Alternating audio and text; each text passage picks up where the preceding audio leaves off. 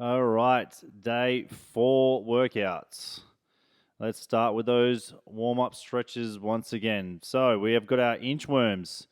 So we're going to put the hands on the ground. Doesn't matter if your knees are a little bit soft with this one. They don't have to be completely straight.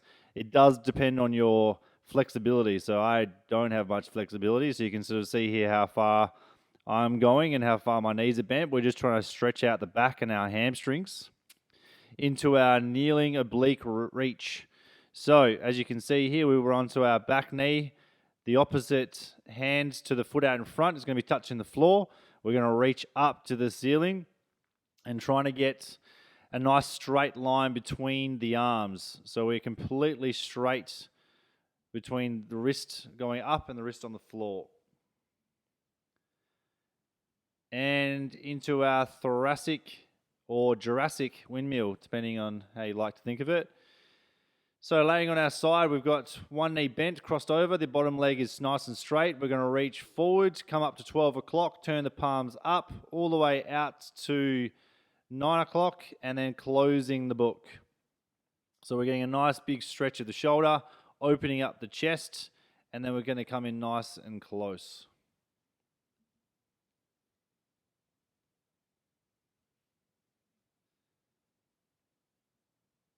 All right, so round 1, this is only one round, so we've got 5 rounds of these exercises. We're starting with a burpee, everyone's favorites, and we all get to see me do them now as well. So jumping back, going into a push-up, trying to jump nice and high. I've chosen a wonderful location where I can only jump a couple of inches before I hit my hands on the roof. So we are trying to jump up as high as we can. This is your alternative. So rather than it being the impactful one of jumping all the time, we can just put the hands to the ground, step back onto the knees to a push-up. We can step forward again and then just arms above the head. Into our sit-ups.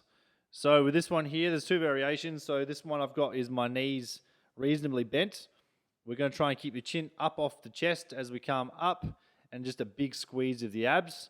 To make this one a bit easier, we can straighten the legs out completely. And now we should be able to get a little bit more of a lever, which means we can come up all the way. To make it easier again, the arms come above the head. We can come all the way up and try and touch the toes.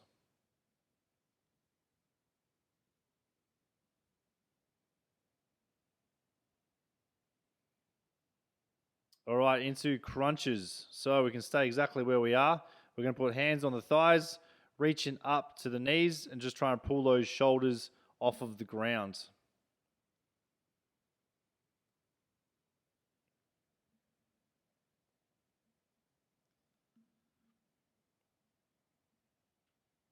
And our reverse crunches. So putting your hands underneath your bum just to try and keep the pressure off of your back. We're going to keep the legs as straight as we can. So we're going to drop all the way down. If you can't touch the floor, that's fine. So start from the top position here and lower your legs down. If you can start feeling in your back, you can stop there and just come straight back up again.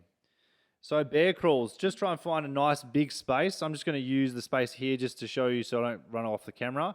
So we are just kind of trying to take as many steps forward and then an equal amount of steps backwards. So it's just keeping the bum down, crawling along the floor and crawling back again. So depending on how much space you've got, just make sure you're going all the way to the end and then all the way back.